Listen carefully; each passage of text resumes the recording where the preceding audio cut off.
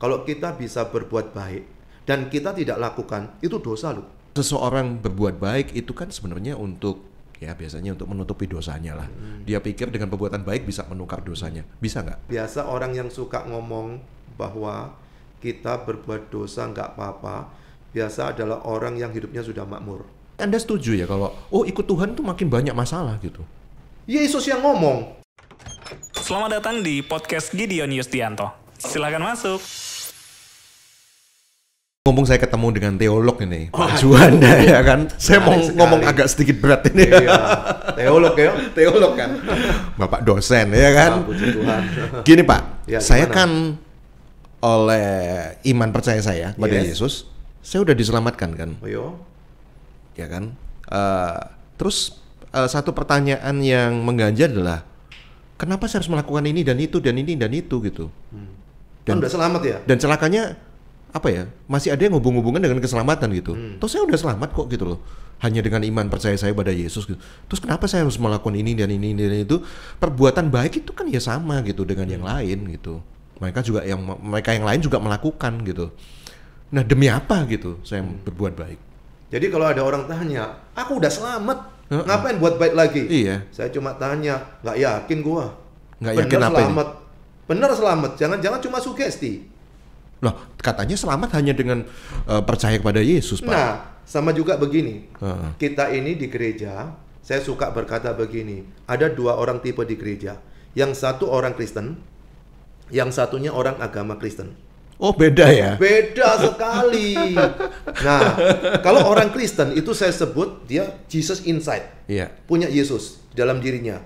Tapi kalau orang suka nongkrong di gereja, tapi pengetahuan tentang Yesus bagus, tahu sejarah Yesus kayak orang di Eropa, siapa yang mencetuskan salah satu komunisme, orang dari teolog, orang yang sudah belajar banyak Alkitab, mereka tahu tentang siapa Yesus. Tapi mereka juga berkata, the death of God, Allah sudah mati. Jadi, kalau orang itu punya Yesus, saya sebut Jesus inside. Tapi kalau dia di gereja, pinter sekali tentang Yesus, bahkan pinter khotbah, saya belum tahu dia punya Yesus apa enggak. Itu saya sebut Jesus beside. Di sampingnya dia, enggak di dalam dirinya. Ini Tapi Heeh. kalau orang itu pinter tentang Yesus, tapi dia nggak pernah di gereja, di luar gereja, Iya. maka saya sebut Jesus outside. Oh, ini ada 3 dong berarti ya. Jesus Ada inside 4. bisa. Oh, ada 4 Gak malahan. Yesus-Yesusan gak paten. Itu namanya Jesus offside. Jadi kalau ingat sepak Kartu bola, merah. ingat inilah. Tapi kalau digabung jadi 2. Heeh. Jadi Jesus inside sama Jesus beside. Iya. Jadi yang di dalam atau di sisinya dia. Iya. Nah, kalau orang Yesusnya di dalam, maka tentu saja dia itu kan hobinya menyenangkan Tuhan. Tapi kalau dia nggak mau menyenangkan Tuhan, ada persoalan. Dia bukan lagi anaknya Tuhan. Anaknya siapa? Makanya kalau ada orang tanya gini, Pak, saya kan sudah punya Yesus, Pak. Buat apa bikin bagus, bikin baik-baik, hidup saya jadi baik? Kan saya sudah pasti selamat. Saya cuma ngomong, saya nggak yakin kamu selamat. Itu kan asumsimu, keyakinanmu. Tahu dari mana kamu selamat? Masa ada sih orang yang baru menikah langsung rencana untuk selingkuh? Mana ada sih orang yang punya mobil bagus langsung kepingin dirusak? Loh, berarti keselamatan bisa hilang kalau begitu. Nah, ketika orang tanya keselamatan bisa hilang, persoalannya adalah bagaimana dia mendapatkan keselamatan. Kalau hasil usahanya dia, ya tentu hilang. Kalau kasih karunia, ya nggak hilang-hilang, wong dikasih dia. Sekarang contohnya begini. Ada anak pinter, nilainya bagus. Karena nilainya bagus, maka orang tuanya berikan dia HP. Iya. Itu bukan kasih karunia, itu reward. Betul. Karena dia bekerja, nilainya bagus, dikasih penghargaan. Tapi kalau kasih karunia, dia nggak bikin apa-apa, nggak layak, lalu diberi. Bedanya di situ. Kita ini seringkali nggak bisa membedakan sama orang dapat reward. Kasih karunia itu kita tidak layak. Mestinya harus dihukum. Tapi beliau yang di sana tahu, ini kalau tanpa kasih karunia, dia nggak mungkin bisa selamat.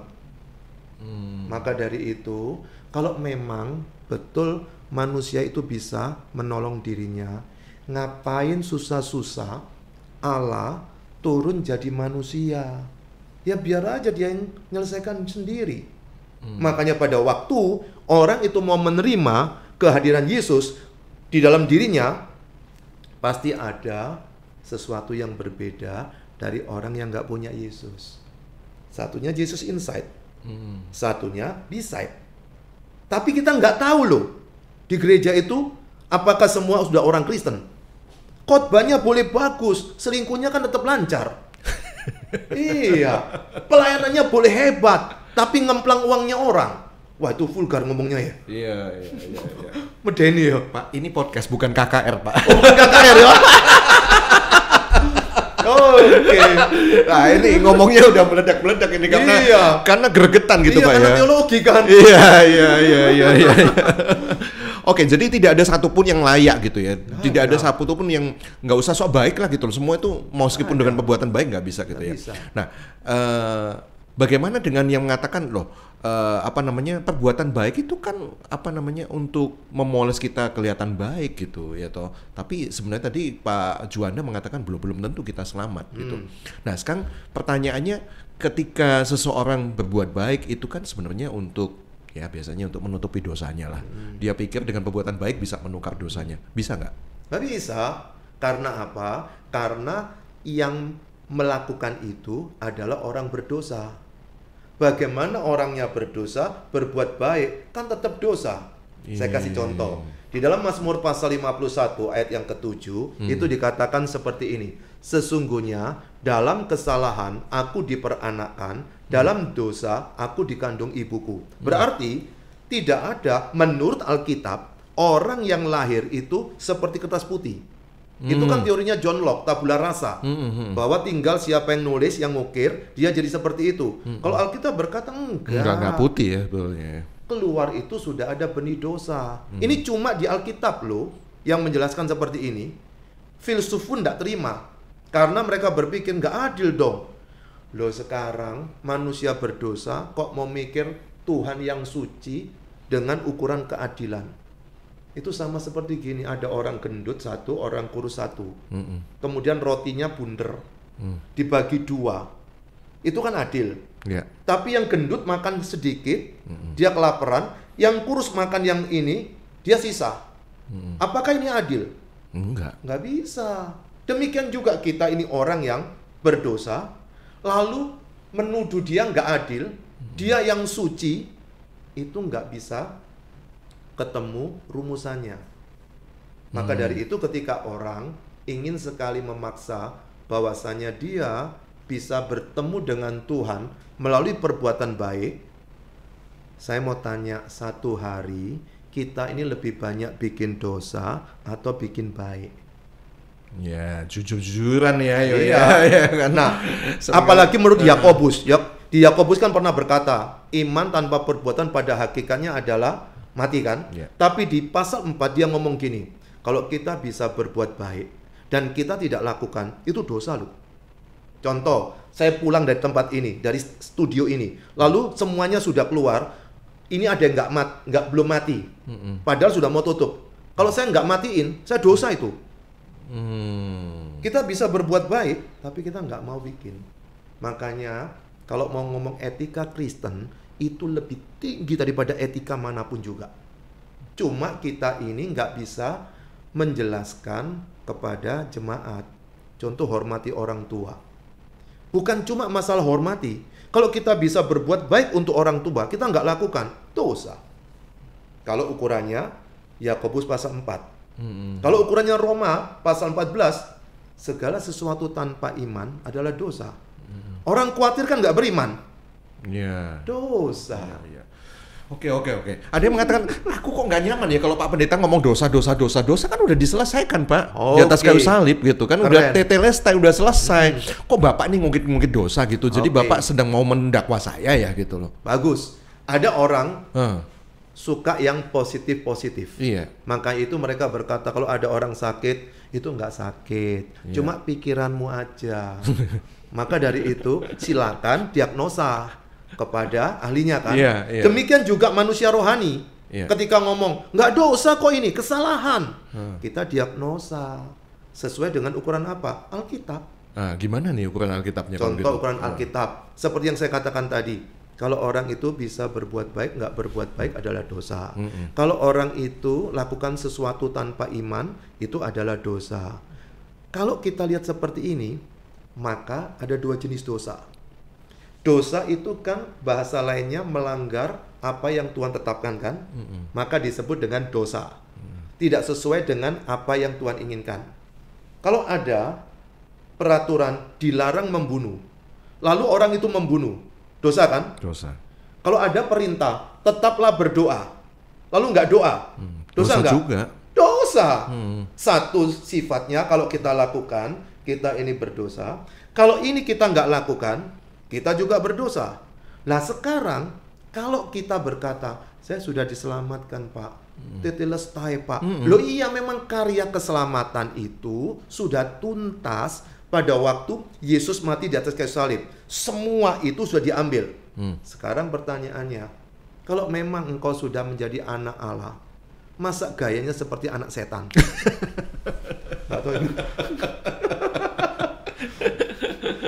Itu persoalannya.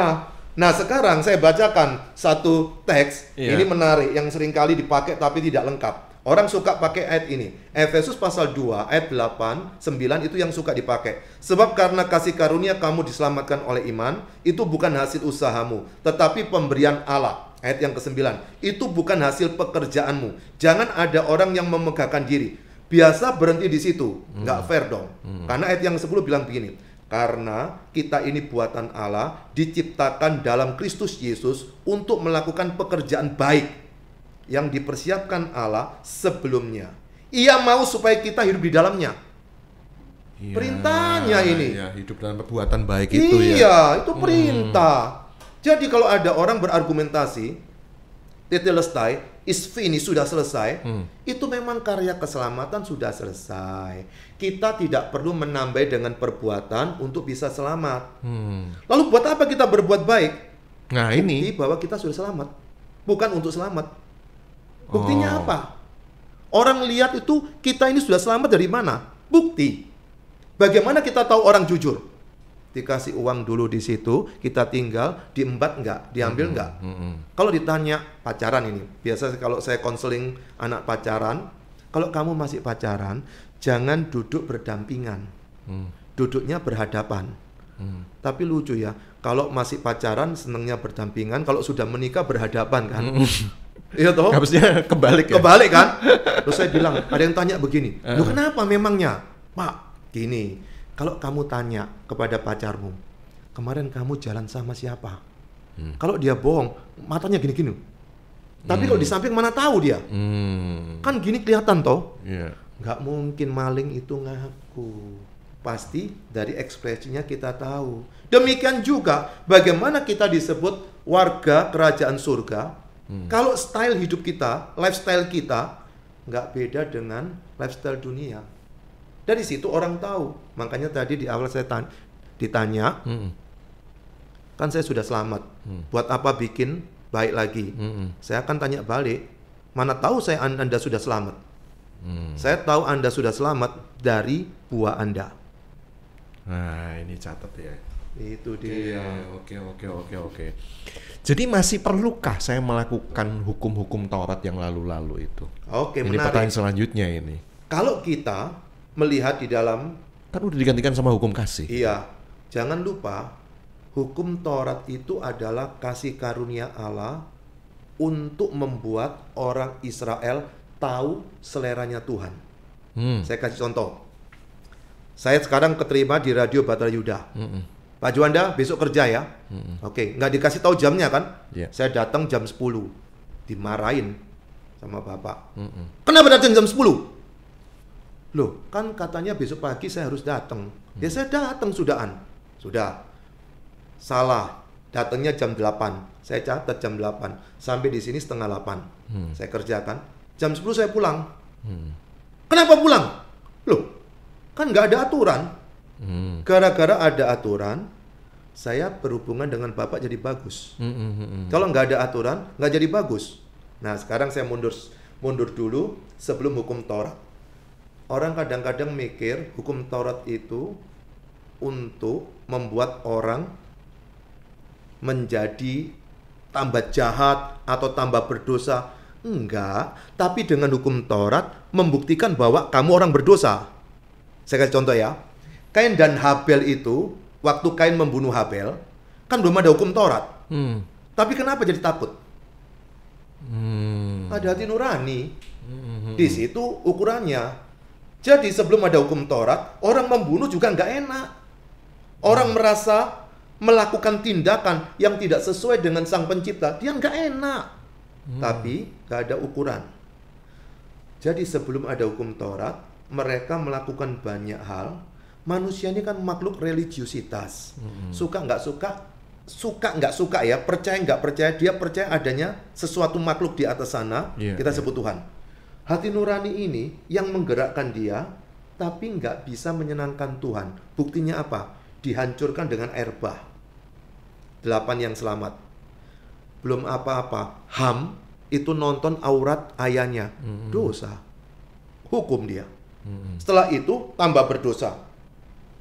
Menara Babel diserahkan mereka. Setelah itu pasal yang ke-12 milik ke Abram. Belum ada hukum Taurat loh itu, belum ada.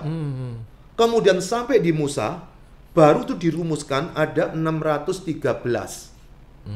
Nah sekarang nggak boleh makan kelinci, kenapa makan di tretes?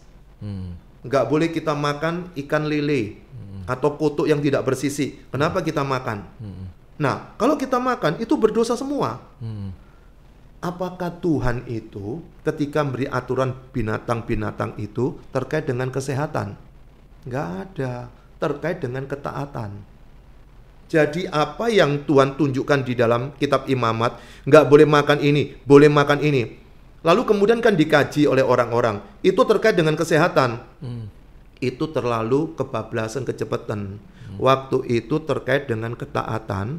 Kalau kamu lakukan, kamu menyenangkan dia. Kalau kamu nggak lakukan, kamu akan jauh dari saya. Kan hukumnya 613. Itu kalau gagal satu, balik ulang, kata kitab Yakobus. Jadi kalau orang main game, ini sudah 9.999 mati. 9 lagi. Iya, 9 kembali 0 lagi toh. Waduh. Mainnya kan begitu toh mainnya kan. Iya. Demikian juga dengan hukum Taurat. Makanya nggak ada yang bisa. Yang bisa cuma siapa? Yesus. Lalu ada orang berkata begini, untung Yesus bisa ya. Ini tidak bisa gimana Pak? Kalau ngomong sama Tuhan, bukan masalah untung ndak untung. Malah saya tanya, untung kok kamu nggak dipanggil Tuhan? Kalau ngomong seperti itu loh ya. Kalau ngomong untung, kita nggak bisa ketemu jawabannya. Tetapi Yesus itu disiapkan oleh Tuhan Allah, bahwa kesombongan manusia yang ingin bisa berjasa sama Tuhan, nggak bisa. Maka itu ketika Yesus berkata, tetelestai sudah selesai, kamu percaya aku aja. Maka ada jaminan keselamatanmu pasti. Tapi saya tidak tahu siapa orangnya. Maksudnya Pak? Loh, saya tidak tahu siapa yang sudah diselamatkan. Oh. Kan dari buahnya kita tahu. Iya. Kemudian yang kedua, nanti pada waktu Yesus datang, pengangkatan, baru tahu kamu diangkat apa enggak. Iya. Selama di dunia kita ini nggak ada yang tahu. Makanya ada orang hidup dalam dosa, ada orang jatuh dalam dosa. Kalau orang hidup dalam dosa, saya yakin dia belum menikmati Yesus. Kalau jatuh dalam dosa, keserimpet. Apa itu keserimpet bahasa Indonesianya itu? Kaki sama kaki ini, atau lidah kita kegigit. Mana ada orang berkata gini, sebelum aku makan, aku mau menggigit lidahku dulu. Sakit kan? Apakah setelah sakit itu dipotong lidahnya? Enggak kan? Tapi dia ingin mengobati, menyembuhkan lagi. Demikian pada waktu orang itu jatuh dalam dosa, dia cepat kembalinya. Maka saya suka memberikan rumusan. Bagaimana kita tahu pertumbuhan rohani seseorang? Yang tahu cuma orang itu sesuai dengan cepatnya dia bertobat. Bukan dosa untuk masuk surga atau enggak. Tapi dia melanggar aturan karena dia sudah tidak sesuai apa yang firman katakan. Namun ketika dia mengaku dosa, minta ampun, itu bukan terkait diselamatkan apa enggak, tapi terkait apa? Mahkota atau pahala atau upah. Itu bahasa lainnya ya. Ada mahkota atau upah, atau mahkota, upah, atau pahala. Itu bahasa Alkitab. Nah, ketika seseorang melakukan itu, nanti ketika kita kembali ke sana, disitulah Tuhan menilai apakah kita bekerja dengan baik atau tidak. Jadi 5 talenta, 2 talenta, 1 talenta. Iya.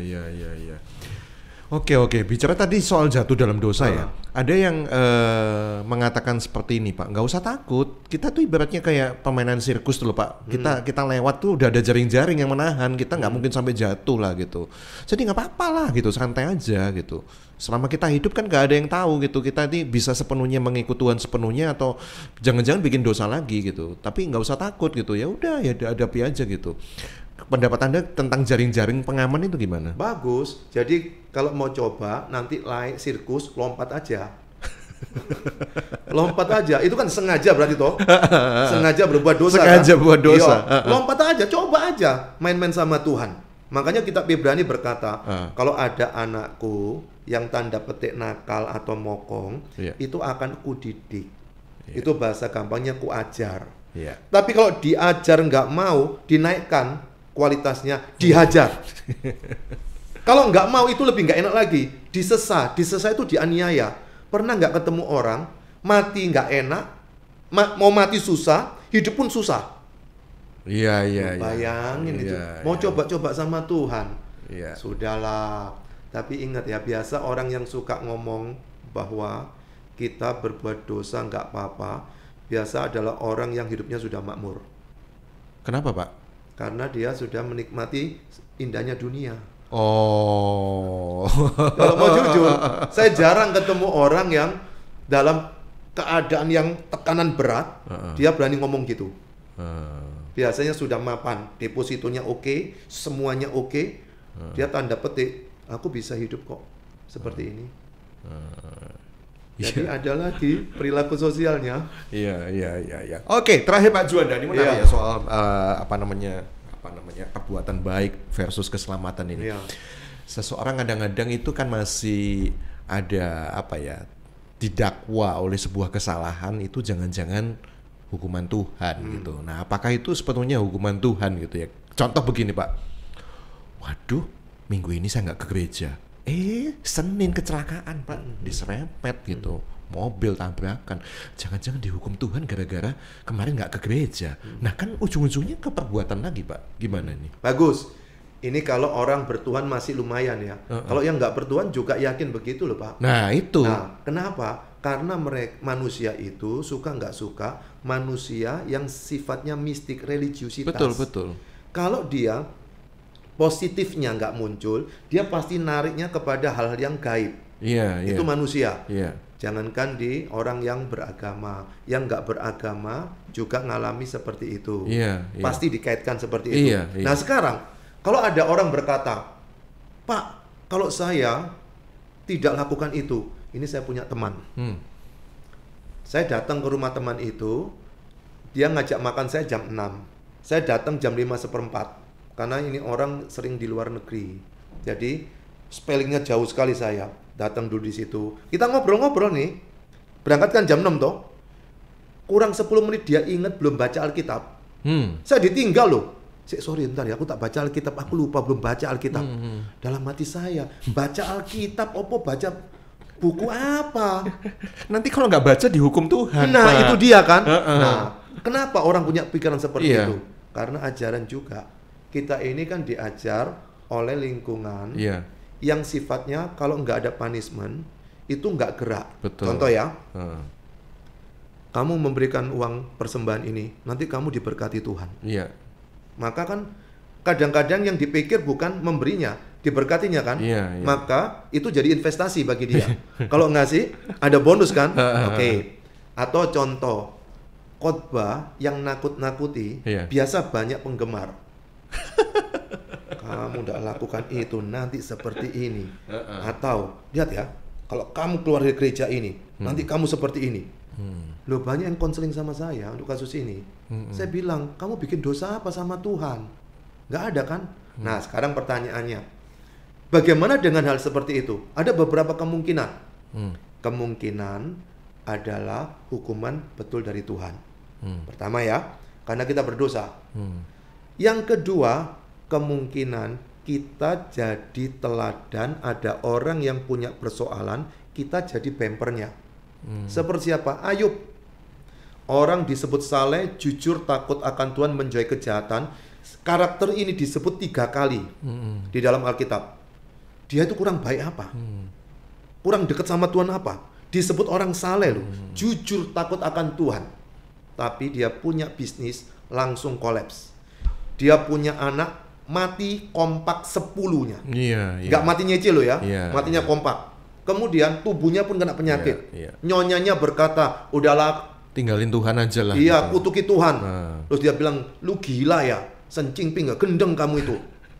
Artinya apa? Si Ayub ini meskipun dia sudah mengalami gitu, dia tetap tidak mau menjauh dari Tuhan. Tapi ingat, ditekan juga oleh temannya, akhirnya dia nggak tahan juga.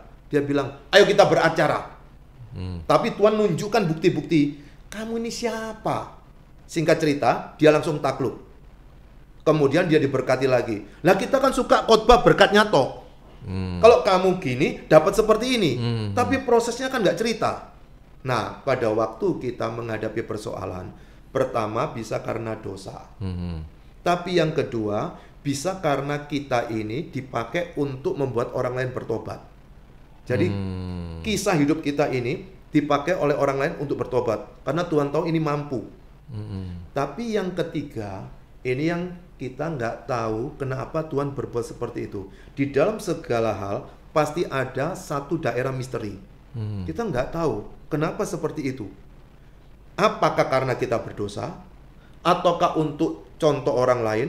Tapi ataukah nanti ini akan dipahami 10 tahun lagi? Kenapa seperti ini? Kita nggak tahu. Ada 3 hal itu. Makanya saya suka menjelaskan, kita perlu membedakan antara ujian dan pencobaan. Kitab Yakobus berkata, Tuhan tuh tidak pernah mencobai kita, tapi menguji. Bahasa gampangnya gini, ada seseorang, yang contoh tapi nanti dikira saya ngomongnya kasar, ketabrak sudah ya, kelamaan Pak ya. Ya, ada orang ketabrak, dier. Kemudian pada waktu ketabrak, dia tetap dekat sama Tuhan, itu menjadi sebuah ujian. Tapi di saat yang bersamaan, dia jauh dari Tuhan, dia jatuh dalam pencobaan. Jadi kasus yang sama, bagaimana kita mereaksinya itu yang menentukan apakah itu tes atau trial. Apakah itu ujian atau pencobaan. Ya. Hasilnya yang kelihatan. Jadi ketika dia menghadapi pergumulan, dia semakin dekat sama Tuhan. Ya, itu menjadi sebuah ujian untuk meningkatkan imannya ya. Betul. Oke. Kalau dia tambah jauh dari Tuhan, dia jatuh dalam pencobaan. Ilustrasi yang gampang, pernah lihat orang fitness. Ya. Hidup ini kan beban sudah berat. Kenapa kurang kerjaan besi kok diangkat-angkat? Iya kan? Iya, biar lebih kuat, lebih terlatih kuat. gitu. Okay. Pertama kan ngangkat anggapnya 5. Iya. Apakah nanti 1 tahun lagi jadi 3? Nggak mungkin. Jadi naik kan? Iya. Lebih banyak kan? Iya. Kadang-kadang kita ini sudah melewati persoalan ini, Tuhan tahu dia kuat, dinaikkan. Itu yang saya sebut misteri tadi. Kita nggak tahu ada apa ini. Kenapa seperti ini? Nah, disitulah kita harus senantiasa baca Alkitab. Tidak ada lagi caranya. Berarti Anda setuju ya kalau ikut Tuhan tuh makin banyak masalah gitu? Yesus yang ngomong. Kamu menjadi ikut aku. Aduh, kalau kamu ikut saya, kamu menderita sengsara, pikul salib. Nah, pikul salib itu beda dengan pikul nasib. Kalau kita kerja dimusuhin sama teman-teman di kantor gara-gara terlambat terus, itu bukan karena pikul salib, pikul nasib. Tapi kalau kita sudah jalan benar, dimusuhin oleh orang-orang, kita sudah rajin, sudah maksimal, cuma karena kita ini ikut Yesus, itu pikul salib. Jadi pikul salib itu harus ada kaitannya sama salib loh ya. Kalau nggak ada nggak bisa. Iya. Contoh lagi, ada cewek, cowok, cewek menikah bukan seiman. Iya. Tapi mereka nggak tahu, kemudian mereka sudah menikah. Iya. Pada waktu menikah, yang satunya ini, salah satunya ini kenal Yesus. Lalu dia cerita, berat ya pasanganku nggak mau ya. Disitulah dia pikul salib. Tapi kalau pada waktu awal sudah dikasih tahu, jangan menikah sama dia, jangan menikah sama dia. Lalu dia menikah, lalu bermasalah. Saya cuma bilang pikul nasib. Udah dikasih tahu kok, masih dia terusin kan? Iya. Itu ceritanya. Iya. Ini bicara kalau diterus-terusin pikul salib tuh nggak seneng loh bagi sebagian orang. Kok pikul salib Pak, yang mikul tuh Yesus gitu. Ngapain gitu loh? Saya ikut memikulnya. Yesus mikul salib untuk dosa kita. Kita mikul salib karena memuliakan Yesus. Beda salibnya. Yesus memikul salib dosa kita. Kita mikul salib itu karena kita sedang memuliakan Yesus. Karena Yesus kita muliakan, lalu orang-orang itu nggak suka dengan kita pikul salib. Tapi kan belum seperti dihajar kayak Yesus, bukan? Karena itu ada kaitannya sama dosa, mati di atas kayu salib. Tapi ingat, ada di daerah tertentu, orang bukan cuma pikul salib, tapi bahkan dia diajar habis-habisan sampai dia mati. Kenapa? Karena dia ingin memuliakan Yesus. Makanya kalau orang mengatakan bahwa dia adalah milik Yesus, tapi tidak pernah merasakan penderitaan Yesus, dia tidak akan jadi orang Kristen yang sejati. Itu otomatis. Loh, contoh, lampu merah, kuning, hijau. Merah kan berhenti, tapi kadang-kadang ini kan buta warna kan, dibablas aja. Nah pada waktu engkau bablas begini, kan Roma 13 dan 2 Petrus berkata pemerintah wakil Allah. Kalau kita melawan Allah. Itu ketika kita melanggar, juga kita bikin dosa. Jadi kadang-kadang saya di lampu merah itu kayak orang bego loh, sendirian, semua pada lewat. Kenapa? Saya sedang berjuang memuliakan Tuhan. Itu pikul loh. Yeah. Kalau sendirian nggak masalah, kalau sama temen sok suci. Ngapain lu di situ? Jalan aja. Pada waktu ujian, saya pernah ikut ujian negara untuk master saya. Kemudian pada waktu mau ujian ini banyak dosen, banyak pendeta juga. Tapi saya sudah berjanji biar saya bodoh, saya nggak mau nyontek, saya duduk depan. Nah, pada waktu sampai di Jogja, semua pada belajar. Saya ini kan daya inget pendek. Kalau nggak dipancing gini lupa semua saya. Nah, kemudian saya mau belajar males. Saya naik Trans Jogja. Itu Jogja tak puterin semua dari jam 6 sampai jam 10 malam pulang. Teman saya sekamar masih belajar. Serius sekali belajar. Lalu saya nyetel TV. TV-nya filmnya lucu, James Bond, tapi versi India. Udah nggak tak pakai suara, tapi kan lucu, saya tertawa. Waduh, ganggu lagi. Wis tak tinggal tidur, nggak bisa, lampunya nyala. Kemudian saya bangun pagi, suruh kumpul kan jam 8. Saya bangun jam 5, saya baca, tetap nggak masuk. Maka saya datang ke tempat ujian lebih awal, 30 menit, tak baca semua. Setelah tak baca semua, kan disuruh nutup, kumpulkan semua. Saya tutup, kumpulkan, buka soal, saya kerjakan semua. Waktunya kan 2 jam. Nggak sampai 30 menit sudah selesai. Jadi pokoknya saya mau menyelesaikan, saya langsung keluar. Nah, artinya apa? Di situ saya tidak mau seperti mereka. Mereka sorak-sorai. Kenapa nggak mau kasih tahu? Kenapa nggak mau gini? Saya tetap melakukan apa yang membuat saya menyenangkan Tuhan. Makanya saya punya quote. Dalam segala hal, kita nggak boleh egois. Kecuali hidup kudus, harus egois. Oh, ini ya, tetap kenceng ya ini kalau kayak gitu ya. Hidup kudus harus tetap egois. Iya. Mau dibilang kayak apapun, pokoknya tetap gitu ya. Tetap, iya. Oke. Maka disitulah, apakah engkau anak Tuhan atau enggak, kelihatan dari buahnya. Iya. Orang egois itu cirinya ngomongnya pasti pokoknya. Iya, gitu, pokoknya. ya. Pokoknya aku enggak mau. Pokoknya Yesus dimuliakan, iya. Saya tetap lurus gitu iya. ya. Pokoknya nggak mau langgar lampu. Loh, kadang-kadang jatuh. Ketika lampu sudah terlanjur kenceng. Kan kadang-kadang pikiran kita kan mikir macam-macam, nggak lihat lampu toh. Sudah lewatan toh, kan nggak mungkin tak rem. disikat dari belakang kan, ya saya lewat terus. Waduh, nggak enak hati saya. Saya ini bukan sok suci loh ya, saya bukan sok suci. Saya masih jatuh bangun. Kadang-kadang kan dipikir saya jadi dewa sudahan. Enggak, saya jatuh bangun menghadapi banyak pergumulan, sakit sekali ini. Itu dia ceritanya. Ya, ya. Katakan ini Pak, syuting ini di hidden gitu ya, diedit, dipotong ya. Ini pertanyaan, ya saya kalau misalnya mahasiswa gitu ya udahlah Pak, saya tolong diluluskan A gitulah, gampang lah, nanti bisa diatur lah. Bisa ya? Enggak. Dapat A? Boleh lah Pak. Saya tambahin tugas. Saya tambahin tugas. Ada yang pas-pasan. Ini jangan keluar ya nanti ya. Ada yang maaf ya dari daerah tertentu itu minus ininya. Tapi saya kasihan kepada orang ini. Kalau saya kasih nilai di bawah B, dia ngelamar kerjaan di daerahnya nggak diterima. Makanya di beberapa daerah itu, daerah Kristen, yang diterima di pegawai itu orang non Kristen. Karena apa? Nilainya A semua. Maka saya kasih tugas lebih banyak ke dia. Jadi kamu baca buku ini ya, kamu ringkes. Loh, kelas biologi Pak, dalam 4 bulan saya suruh baca Kejadian sampai Wahyu loh.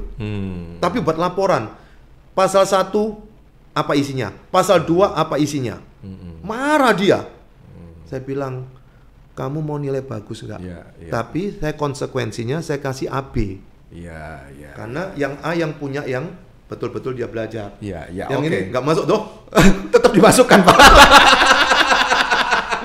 Itu kan perkara konteksnya tugas lebih banyak untuk membeli sebuah nilai gitu kan. Tapi tetap kan perbuatan baik nggak bisa kan menghapuskan dosa kan? Nggak bisa ya, tetap ya? Nggak bisa. Nggak bisa. Jangan dibalik-balik ya. Itu bukan untuk berbuat baik loh. Dalam artian untuk kesana bukan. Supaya dia cari kerjanya agak gampang. Kan kasihan toh kalau nilainya dapat C, kemudian yang lain dapatnya A. Dia nggak kerja nanti. Oke Pak Juanda, terima kasih untuk banyak sekali yang saya dapat hari ini ya. Kita ngobrol tentang keselamatan, tentang dosa, tentang perbuatan baik. Sampai jumpa di edisi selanjutnya. Terima kasih. Terima kasih sudah menyimak podcast Gideon Yusdianto. Subscribe di channel Batra Yuda FM.